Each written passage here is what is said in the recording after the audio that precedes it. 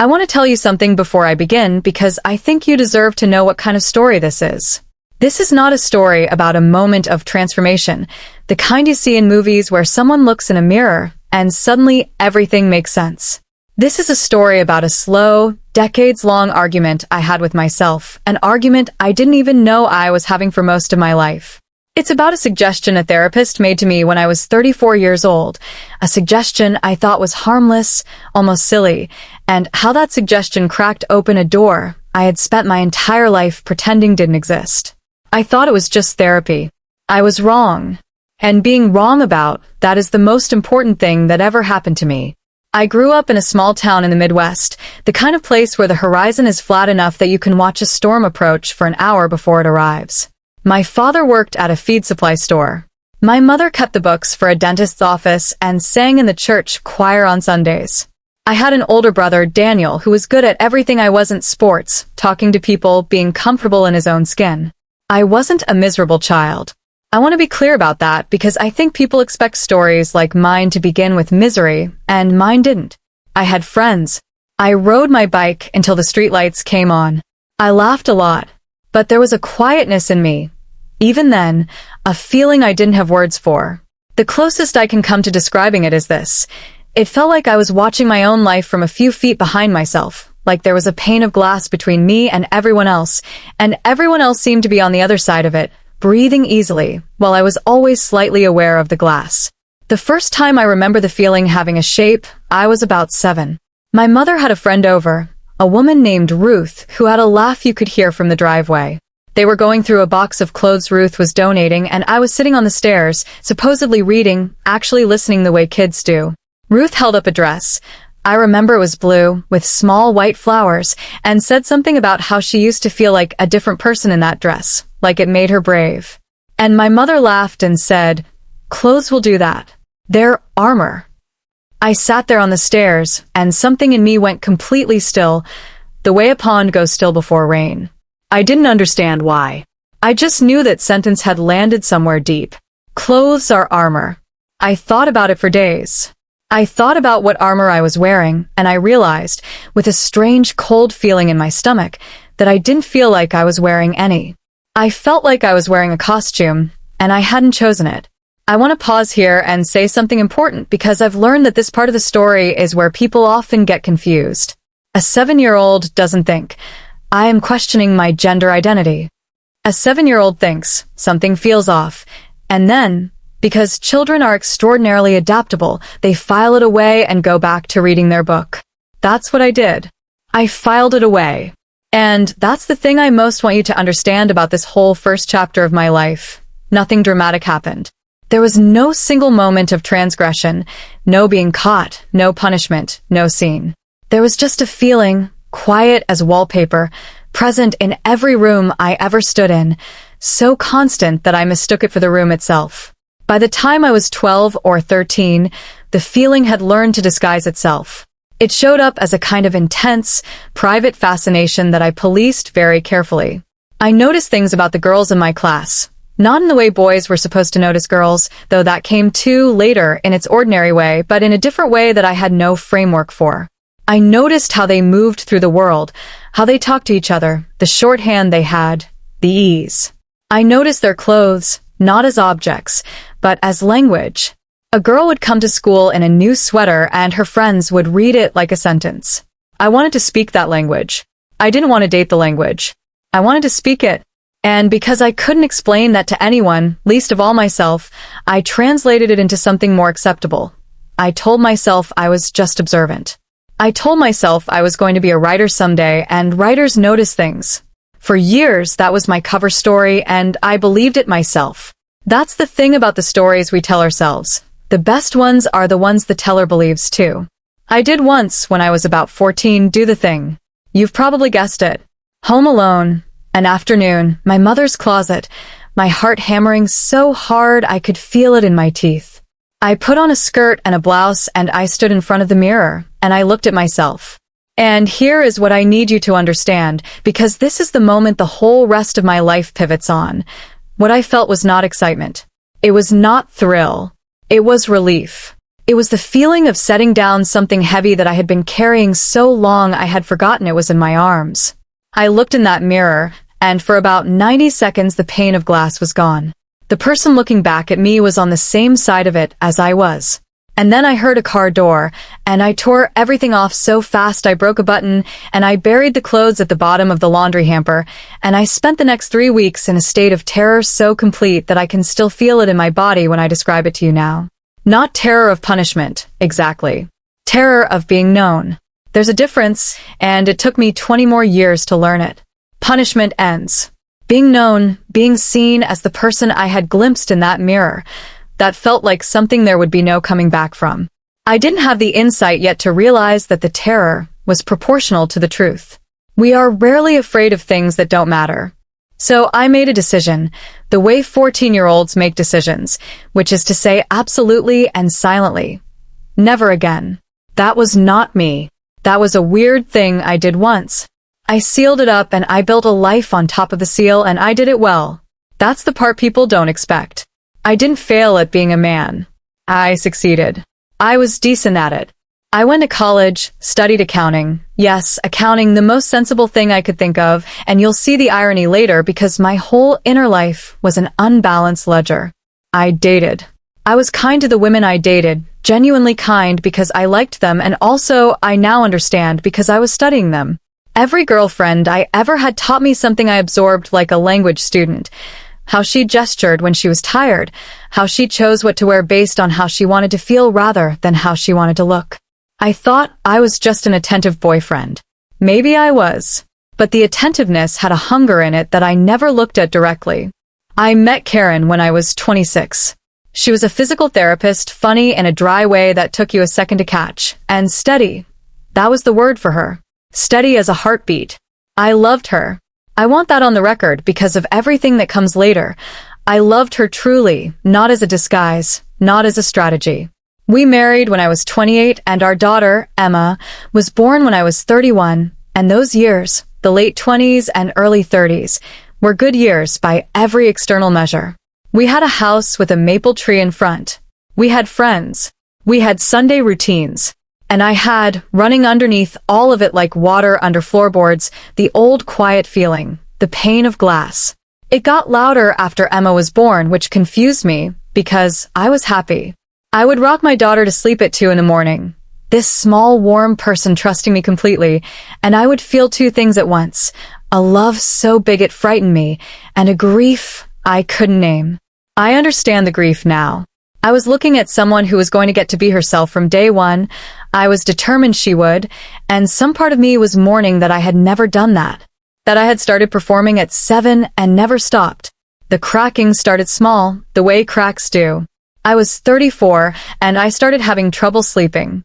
Not dramatic insomnia, just a thin, gray, persistent exhaustion. I got irritable in a way that wasn't like me. I snapped at Karen over a dishwasher being loaded wrong, and then stood in the kitchen afterwards feeling like I'd been hijacked. I started having this recurring experience I'd never had before.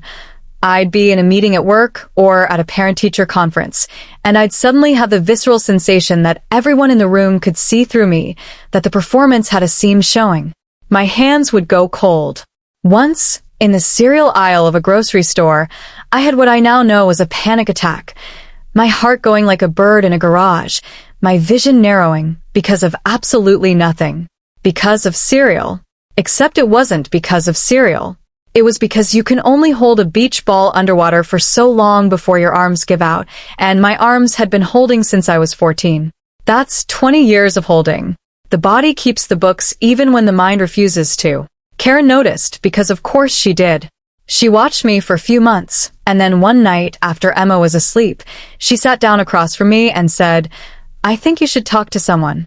And before you argue, I'm not saying you're broken.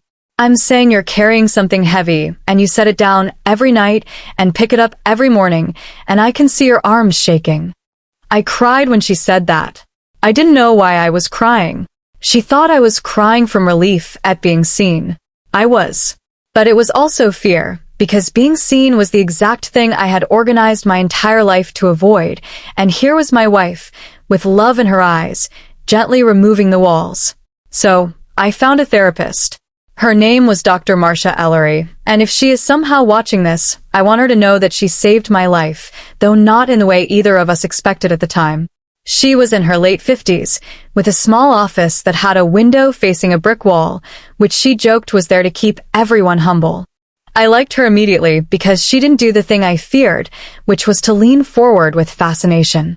She leaned back with patience. For the first several months, we talked about everything except the real thing, because I didn't tell her the real thing. I talked about work stress and sleep and my father. We spent a lot of sessions on my father, who is a good man with a narrow vocabulary for tenderness, and about my marriage and my daughter. And Marcia listened, and occasionally she'd ask a question that went through me like a needle through cloth. Once she said, "You use the word should a lot when you describe your life. I should feel grateful. I should be happy. I'm curious what would be left if we took all the shoulds out." I didn't answer. I couldn't. Because if you took the shoulds out of my life at that point, I genuinely did not know what was left. That was the scariest question anyone had ever asked me, and it was just 11 words. The turning point came about 8 months in, and it came because of a lie I told in her office, which is the one place you're supposed to not lie. She asked me, in an offhand way, whether there was anything in my life I did in secret. Not bad things, she clarified, just private things. Habits, rituals, anything I wouldn't want on a billboard. And I said no. The word was out of my mouth before I'd even consulted myself, which should have told me something. She nodded and we moved on, and I sat there for the rest of the session feeling like I was going to vibrate apart. That night, I couldn't sleep at all. I lay next to Karen, listening to her breathe, and I had this thought that arrived fully formed, like a letter slid under a door. You are paying this woman $140 an hour to help you lie to her more skillfully. And I started laughing in the dark, silently, so I wouldn't wake Karen, and then the laughing turned into crying, also silent, and I lay there doing both, and I knew the next session was going to be different. It was. I sat down, and before she could even ask how my week was, I said, "I lied last week. There's something I do in secret. Or did. Or want to do. I don't actually know which tense to use." And then I told her. All of it. The stairs when I was 7 and Ruth's dress. The mirror when I was 14 and the 90 seconds without the glass. The years of watching women like a language student. The fact that sometimes, when Karen and Emma were away visiting Karen's sister, I would put on a dress I kept hidden in a box labeled Tax Documents 2009 in the garage, and saying that out loud in a therapist's office was the single most mortifying and liberating sentence of my life up to that point, and how afterwards I never felt shame about the act itself, only about the secrecy, and how I'd never told anyone, not once, in 34 years. I talked for most of the hour. Marcia listened with her head tilted, and when I finally ran out of words, my heart hammering the way it had when I was 14, she said something I didn't expect. She didn't ask what it meant. She didn't reach for a label. She said, "Thank you for trusting me with that. How do you feel right now, having said it out loud?" And I said the truest thing I could find. I feel like I've been holding my breath since 1992. Here's where the story gets to the title. Over the following months, Marcia and I worked on what she framed as an experiment in self-acceptance. Her reasoning, and it was sound reasoning, was this. I had built my entire adult life on a foundation of suppression, and suppression was eating me alive from the inside. The panic attacks, the insomnia, the gray exhaustion, those weren't malfunctions. They were messages. The beach ball. She suggested that instead of treating my occasional private dressing as a shameful secret to be managed, I try treating it as data. Notice it. Journal about it. Let it exist in the light of my own attention instead of the dark of my own denial. She said, "We're not deciding what it means. We're just going to stop pretending it's not there and see what it has to say." And I agreed because it sounded so reasonable, so bounded, so therapeutic. An experiment. A coping mechanism. A pressure valve. I genuinely believed that. I thought, this is like meditation or journaling or one of those things sensible people do to manage their inner weather. I'll do the experiment, the pressure will release, and I'll go back to my life with a healthier relationship to my weird little quirk. I thought it was just therapy. I want to tell you what the experiment actually looked like because I think there's a cartoon version of this in people's minds, and the reality was much more ordinary and much more profound. The reality was Tuesday evenings, when Karen took Emma to her swim class, I had 2 hours alone. Instead of engaging in my old ritual, which had always been rushed, furtive, layered with fear, over in minutes and followed by hours of self-interrogation, I would take my time. I would set out the clothes I'd quietly been acquiring. I would dress carefully, the way you dress for an occasion that mattered. And then I would just be in the house. I'd make tea. I'd sit in the armchair by the window and read. I'd fold laundry. The first time I did this, I sat in that armchair with my tea, and I started crying, and it took me a while to understand why, because nothing sad was happening. And then I got it. For the first time in my life, I wasn't waiting for the sound of a car door. The activity had been stripped of its fear, and what was left underneath the fear, it turned out, was peace. Plain, unremarkable, devastating peace. I was a person sitting in a chair, drinking tea, and I was whole. And I remember thinking with a kind of vertigo, this is what other people feel like all the time. This is what everyone else got for free. I journaled, like Marcia asked. I still have those journals. The early entries are hilarious to me now because you can watch a man constructing an escape route in real time. Entry after entry insisting on the frame. This is clearly a stress response. The relief is probably just the relief of unclenching, like any suppressed habit. It's about the clothes themselves, the textures, the aesthetics. I've always had an eye for design. Page after page of a careful man keeping his conclusions carefully boxed. And then, around the 4th month of the experiment, there's an entry that's just one line and the handwriting is different, looser, like I was tired of holding the pen so tight. It says, I don't think this is about the clothes. I was right. It wasn't about the clothes. It had never been about the clothes. The clothes were a language, remember, and I'd been so focused on the vocabulary that I'd never asked myself why I was so desperate to speak. Here's what the experiment slowly, relentlessly revealed. The way a tide going out reveals what's been sitting on the ocean floor all along. When I was dressed, I didn't feel like a different person. That was the lie of the frame I'd been using, the armor idea, the escapism idea, the idea that I was putting on a costume to become someone else. What I actually felt, sitting in that armchair with my tea, was that I had taken a costume off. The person in the chair wasn't the performance. The person in the suit at the office, the person at the parent-teacher conference, the person I'd been since I was 7, that was the performance. And I want to be very careful here because I know how this sounds, and I know people hear stories like this and think the narrator is being dramatic for effect. I'm not. I'm trying to describe, as precisely as I can, the single most disorienting realization of my life. I had spent 35 years assuming I was a man with a strange private habit, and the experiment was suggesting, quietly, undramatically, Tuesday after Tuesday, that I might have it exactly backwards. This is where the fear came in. Real fear. Not the fear of a car door in the driveway, but something much bigger. Because if the experiment was telling the truth, then it wasn't a pressure valve at all. It was a diagnosis. And the implications cascaded out in front of me like a rock slide. Karen, Emma. My parents, my brother, my job, my church-adjacent small-town family, every friendship I'd ever built, every morning for the rest of my life. There's a reason people say ignorance is bliss, and it's not a moral failing, it's a description of physics. Knowledge has weight. Once you know a thing about yourself, you can't unknow it, and you have to carry it everywhere, into every room, every conversation, every mirror. I started to understand why my 14-year-old self had sealed the door so thoroughly. He'd had better instincts than I gave him credit for. He'd looked into the room behind the door, correctly assessed that walking through it would cost everything, and chosen survival. And now Marcia's gentle, reasonable, therapeutic experiment had walked me back to that door and opened it and turned on the light, and there was no unseeing what was in there. I did what I always did when frightened. I tried to out-argue the truth. I made lists, actual lists, accountant style, pros and cons, as though identity were a leasing decision. I constructed cases. Maybe it's a midlife crisis. I was 35, the math worked. Maybe it was grief for my father's recent death, which had hollowed me out in ways I hadn't processed, and my mind had invented an elaborate metaphor. Maybe it was the natural result of spending my days in a gray cubicle farm doing work that meant nothing to me, and the dressing was just the most vivid color available in a colorless life.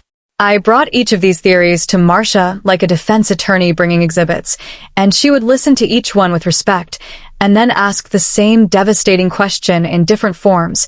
When you imagine your life 10 years from now, and in that life this part of you is expressed openly rather than hidden, does the thought frighten you, or does it relieve you? And every time, underneath the terror, which was real and enormous, there it was, the relief, the tide going out, the person in the armchair with the tea. Around this time, something happened that I haven't told many people, and I want to tell it carefully because it involves someone else's privacy, but it matters to the story. Karen found the box. Not the tax documents box. I'd gotten better about that, but a bag I'd stashed badly in a rush behind some paint cans. She didn't confront me in anger. She waited until Emma was at a sleepover, and then she put the bag on the kitchen table between us, and she said, "I need you to tell me what this is, and I need it to be the truth." And you have to understand, there are moments in a life where time genuinely does something strange, where you can see, with terrible clarity, the fork in the road and both paths stretching out. I could lie. I was good at lying. I'd had 30 years of practice. I could say it was a joke, a prank for a party, something for a friend. Karen would have been suspicious, but she would have let it go because she loved me and people believe what they need to believe. One lie and the door closes and the life continues and maybe I make it. Maybe I take the secret to my grave like thousands of people have. I looked at my wife, this steady person who had watched my arms shake and sent me to therapy and never once made me feel small, and I heard Marcia's question in my head, and I made the choice that split my life into before and after. I told her the truth. All of it. The stairs, the mirror, the garage, the experiment, the journals, the one-line entry, the rock slide. I talked for 2 hours. I watched her face do things I'd never seen it do.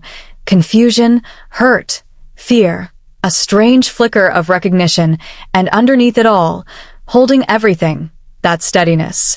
When I finally stopped, there was a long silence, and then Karen said the 2 sentences that I will carry with me to my own grave. The first was, "I need you to know that I don't know what this means for us yet, and I won't pretend I do." And the second was, "But I want you to hear me. The person I married has never lied to me about who they are until I found a bag behind paint cans. So the problem here isn't what you are. The problem is the secrecy. Whatever else happens, the secrecy ends tonight." I want to sit with that for a moment because I think it's the most important thing in this entire story, and it's not about gender at all. The problem is the secrecy. Karen, in the worst moment of her marriage, managed to locate the actual issue with surgical precision, and the actual issue was not that her husband sometimes wore dresses. The actual issue was that she'd been living with a person who was hiding a continent, and the hiding had distorted everything. My moods, my distance, my gray exhaustion, the pane of glass she'd been bumping into for a decade without knowing what it was. And I think about how many of us do this, about whatever our own private continent is. We think the secret is the problem, and we guard it, and the guarding does more damage than the secret ever could. The beach ball doesn't drown you by being a beach ball. It drowns you because you go under holding it. What followed was the hardest year of my life, and I'm not going to pretend otherwise, because this is the part of the story where honesty matters more than comfort. Karen and I went to counseling together, separately from my work with Marcia. There were nights she slept in the guest room. There was a conversation where she asked me, with her voice shaking, whether I was going to leave her for a man, and I said no, this had never been about that, and she said, "How am I supposed to know what's true when I just found out I don't know you?" And I had no answer because she was right. Trust isn't a light switch. I'd spent 8 years hiding, and you don't get to undo 8 years of hiding with one honest evening, however courageous. I had to relearn something that sounds simple and is actually brutal. The truth is not a single event. The truth is a practice. You tell it, and then you keep telling it every day in small ways, and you let the other person watch you telling it until their nervous system believes you. And meanwhile, I had to figure out what I actually was. And this is the part that surprised me most, the part where I was most wrong. Even after the experiment showed me the door was real, I still didn't know what room was behind it. Was I a man who needed this expression to be whole? Was I something in between? Was I, in fact, a woman, and had been all along? I know the culture wants these stories to have a clean answer, an epiphany, a moment where the word arrives and everything clicks into place. It wasn't like that for me. It was more like tuning a radio. For months, Marcia and I worked through it. The difference between expression and identity, between what I wore and who I was, between the body I'd been issued and the person doing the issuing. I tried on words the way other people try on coats. Gender fluid, non-binary, transgender. Some of them fit for a week and then chafed. And I learned something in that process that I now consider one of the most valuable things I know, something I wish someone had told me at 20. You are allowed to not know. Not knowing is not failure. The culture screams at us to define ourselves, to declare, to pick a team and a word and a flag, but a human being is not a brand, and the pressure to summarize yourself into a label before you finished reading your own book is just another kind of costume. I spent months living in the sentence, I don't know yet, and it was uncomfortable, and it was honest, and it was the first time in my life I'd let an uncomfortable true thing just live in the house with me instead of stuffing it in the garage. The answer, when it came, didn't arrive as a thunderclap.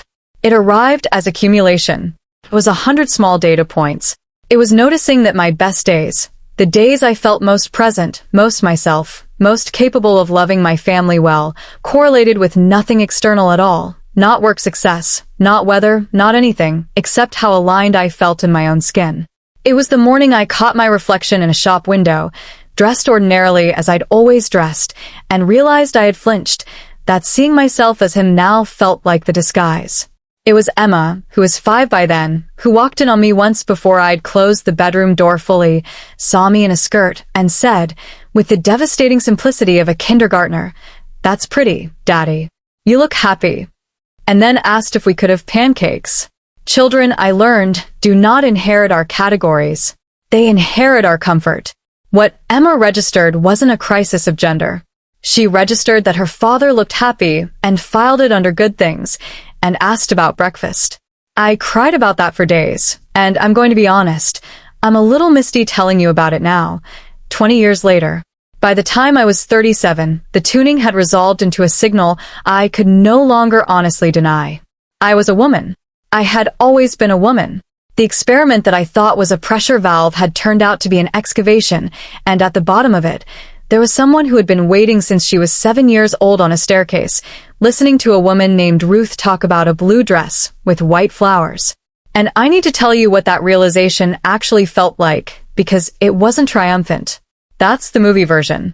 The reality was that I sat in Marcia's office and finally said the sentence out loud, "I think I'm a woman." And then I put my head in my hands and said, "And I have no idea how to afford it."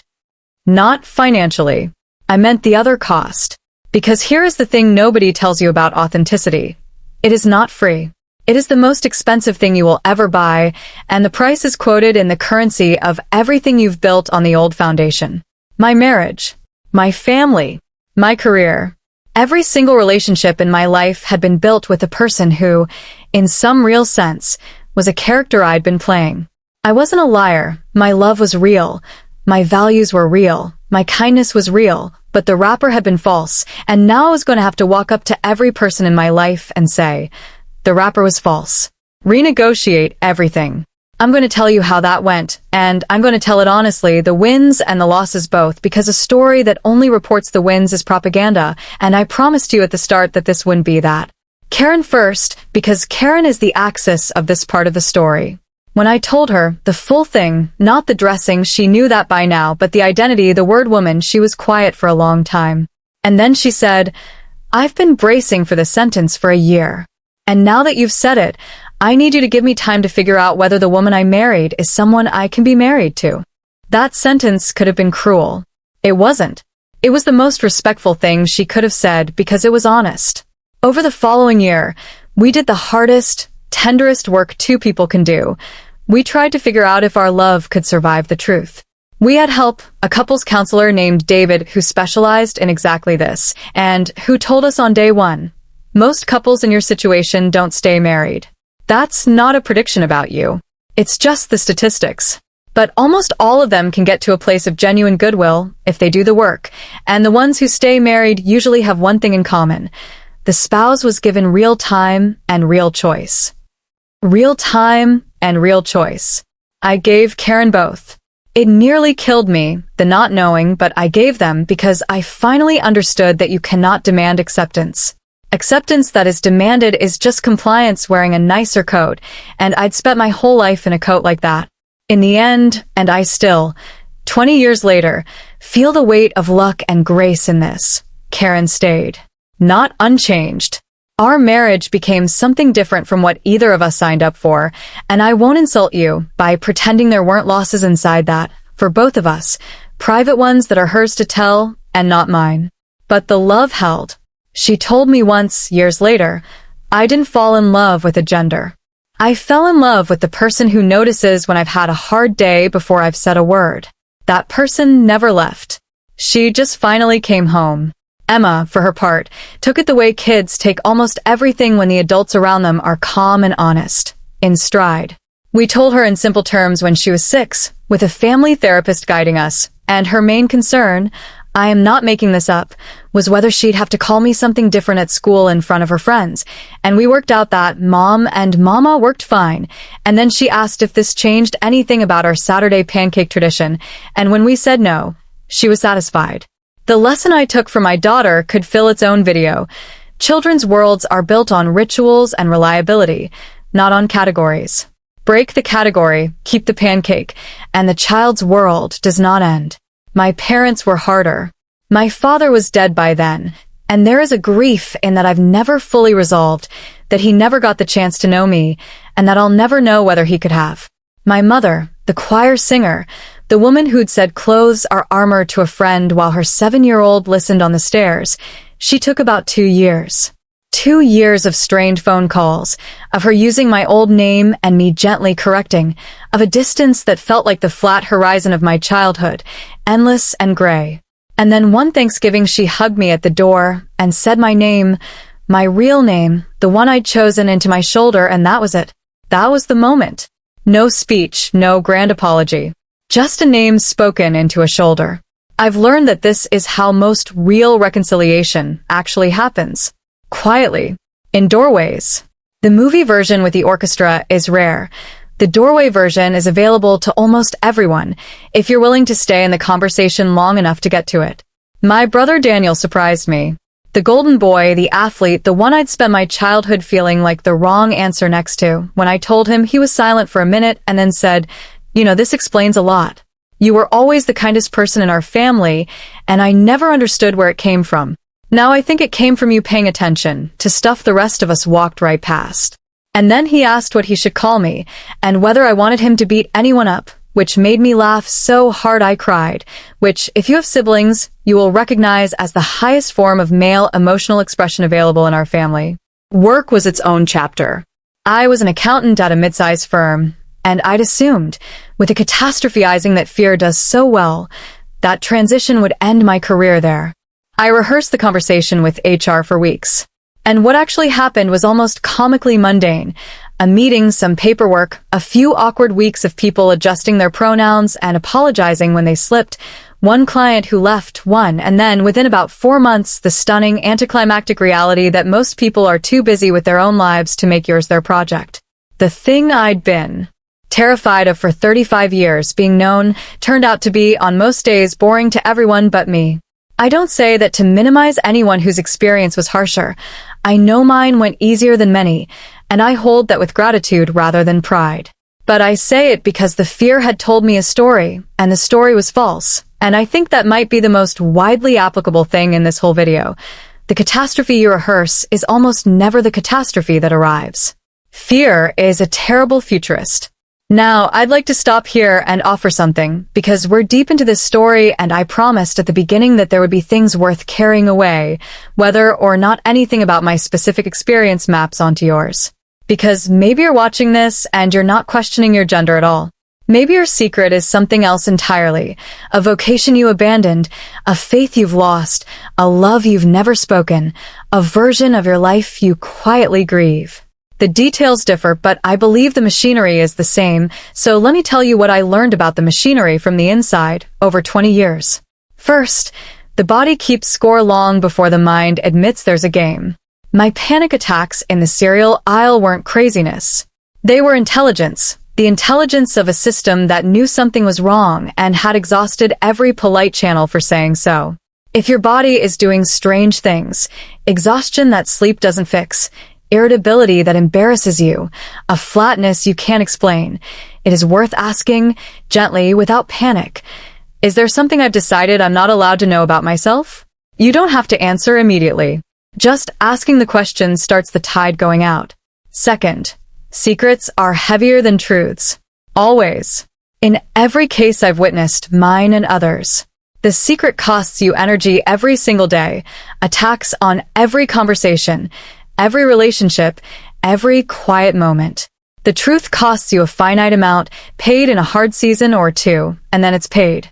People avoid the truth because its cost is visible and upfront, while the secret's cost is hidden and distributed. But you are paying either way. The only choice is the currency. Third, the people who love you deserve real time and real choice. When you finally tell your truth, you will have had months or years to make peace with it. They will have had minutes. Do not mistake their shock for rejection, and do not demand they arrive instantly at a place it took you decades to reach. My mother took 2 years. She got there. Karen took a year of honest uncertainty. She got there. Patience with others is the tax we owe for the patience we wish we'd been given. Fourth, you're allowed to not know. I lived in I don't know yet for over a year, and it was one of the most honest periods of my life. The rush to define yourself is often just another escape, out of the discomfort of uncertainty into the false comfort of a label. Let the label earn its way onto you, or don't use one at all. The truth of you exists whether or not you've named it. And fifth, the one that took me longest. Authenticity is not a destination where you finally get to relax. It's a practice like honesty, like marriage, like any worthwhile thing. I am 20 years into living as myself, and I still have days where the old pain of glass fogs up, where the old habits of performing whisper that it would be easier, smoother, less trouble to just be what the room expects. The difference now is that I recognize the whisper and I know its name, and I know the price of listening to it, and I choose, again, every day. That's the real ending of the experiment Marcia started. It never ended. The noticing, the journaling, the honest attention to what's actually true, that became my life. What I thought was a therapy exercise turned out to be a way of being alive.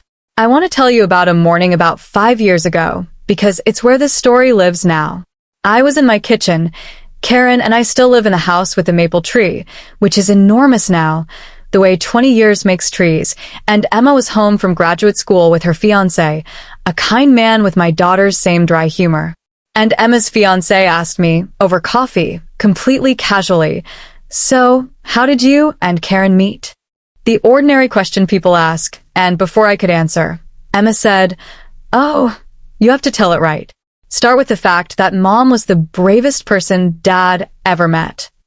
And there was a beat where we all just looked at each other, and Karen laughed, and I felt the whole thing, the staircase, the mirror, the garage, the broken button, the panic in the cereal aisle, the bag on the kitchen table, the doorway hug, all of it, not as pain but as story. As something with a shape that had finally, after all those years of feeling like a problem, turned out to be a path. I told the story of meeting Karen. I told it right. The maple tree threw shadows on the table. My coffee went a little cold because I was talking, and I didn't mind because I was there, fully there, on the same side of the glass as everyone else at the table. That's what I want to leave you with. Not a lesson about gender, though I hope you've learned something about that too, and I hope if someone in your life is walking this road, you'll remember Karen's steadiness and David's rule about real time and real choice and Emma's pancakes. But more than that, a lesson about the doors in your own life. Everyone has one. A door you sealed at some point for good reasons, survival reasons, and then forgot was a door and started treating as a wall. I'm not saying you have to open it today. I'm not saying what's behind it will be easy. I paid full price, believe me, and there were years where I wondered if I'd made a catastrophic mistake. But I am saying the door is real, and the person behind it is patient. And they have been waiting for you since you were 7 years old, sitting on a staircase, listening to the adults talk about armor. I thought it was just therapy. I thought I was learning to manage a quirk, to release a little pressure, so I could go back to my life. I was wrong. It was never about the clothes. It was about a woman who had been holding her breath since 1992, who finally, at 37, was allowed to breathe. And if you're holding your breath about something, whatever it is, I hope this story finds its way to the part of you that's been waiting, and I hope it tells you the truest thing I know. It is not too late, you're not broken, and the person behind the door is worth the price of opening it. Thank you for watching and spending this time with me. If this story helped you understand yourself or others a little better, feel free to explore more on the channel.